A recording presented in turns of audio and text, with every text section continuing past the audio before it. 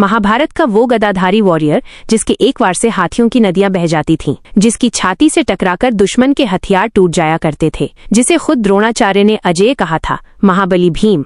10,000 हाथियों का बल रखने वाले भीम को कौरवों की पूरी सेना मिलकर भी नहीं हिला सकी। दुर्योधन, दुशासन और यहाँ तक कि कर्ण भी भीम के गुस्से के आगे टिक नहीं पाए। लेकिन ठहरिए, क्या आप जानते हैं कि महाभारत के युद्ध में और उससे पहले भी कुछ ऐसे योद्धा थे जिन्होंने या तो भीम को परास्त कर दिया था या फिर उनके पास भीम को चुटकियों में हराने की वो शक्ति थी जिसके बारे में भीम खुद भी डरते थे। तो आखिर कौन थे वो योद्धा जो 10,000 हाथियों के बल वाले महाबली भीम को धूल चटा सकते थे? आज की इस वीडियो को पूरा देखिएगा क्योंकि आखिरी नाम सुनकर आपके होश उड़ जाएंगे। भाग 1, छल और कला का मुकाबला। अगर आप सोच रहे हैं कि दुर्योधन भीम से कमजोर था तो आप गलत हैं। मल्ल युद्ध यानी गदा युद्ध की कला में दुर्योधन का कोई सानी नहीं था। महाभारत के आखिरी दिन जब भीम और दुर्योधन का आमना सामना हुआ तो दुर्योधन भीम पर भारी पड़ रहा था। बल भीम के पास ज्यादा था लेकिन तकनीक और चपलता दुर्योधन के पास थी। अगर श्री कृष्ण ने भीम को दुर्योधन की जांघ पर प्रहार करने का इशारा न किया होता, जो कि गदा युद्ध के नियमों के खिलाफ था, तो शायद उस दिन भीम का जीतना नामुमकिन था।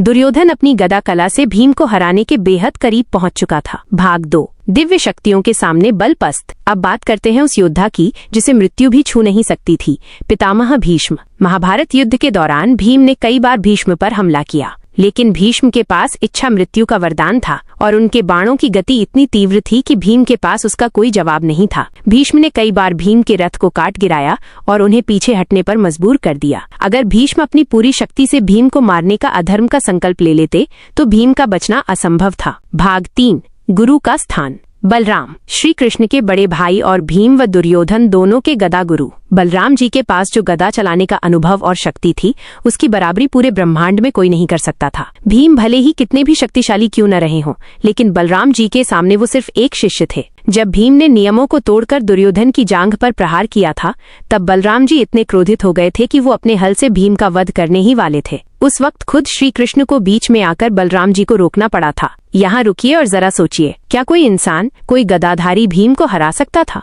या फिर भीम की असली कमजोरी कुछ और ही थी? कमेंट करके अभी बताइए, आपके हिसाब से भीम का सबसे बड़ा ढाल कौन था? श्री कृष्ण, उनका अपना बल या उनके भाई अर्जुन का धनुष? सोचिए, क्योंकि अब जो नाम आने वाला है उसने महाभारत के युद्ध से बहुत पहले ही भीम का घमंड एक ही पल में चकनाचूर कर दिया था। भाग 4, जब महाबली का अहंकार टूटा। जब पांडव अज्ञातवास और वनवास के दिन काट रहे थे तब भीम को अपनी शक्ति पर थोड़ा अहंकार हो गया था। इसी अहंकार को तोड़ने के लिए उनके रास्ते में आए महाबली हनुमान। भीम ने रास्ते में सोए हुए एक वृद्ध बंदर को देखा और अभिमान में आकर अपनी पूंछ हटाने को कहा। उस वृद्ध बंदर ने कहा, मैं बूढ़ा हूँ, तुम खुद ही मेरी पूंछ हटाकर निकल जाओ। भीम ने मुस्कुराते हुए अपनी गदा से पूंछ हटाने की कोशिश की, लेकिन पूंछ टस से मस नहीं हुई। भीम ने अपनी पूरी 10,000 हाथियों की ताकत लगा दी, पसीने से नहा गए, गदा फेंक दी, लेकिन उस वानर की पूंछ का एक बाल भी नहीं हिला सके। तब भीम को एहसास हुआ कि ये कोई साधारण वानर नहीं बल्कि खुद पवनपुत्र हनुमान है। भीम का सारा घमंड पल भर में मिट्टी में मिल गया।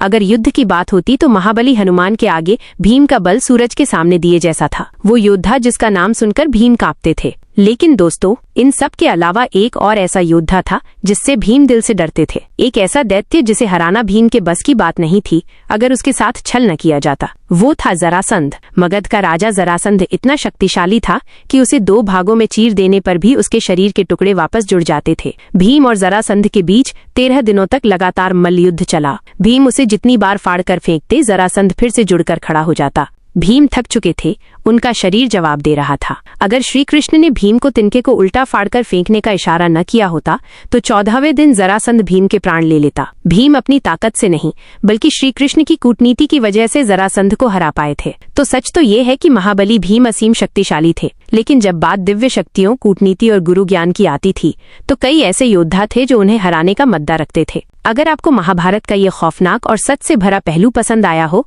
तो वीडियो को तुरंत लाइक करें। ऐसी ही रोंगटे खड़े कर देने वाली पौराणिक कहानियों और अनसुने रहस्यों के लिए संजय 09 को अभी सब्सक्राइब करें। मिलते हैं अगली धमाकेदार वीडियो में। जय श्री कृष्णा।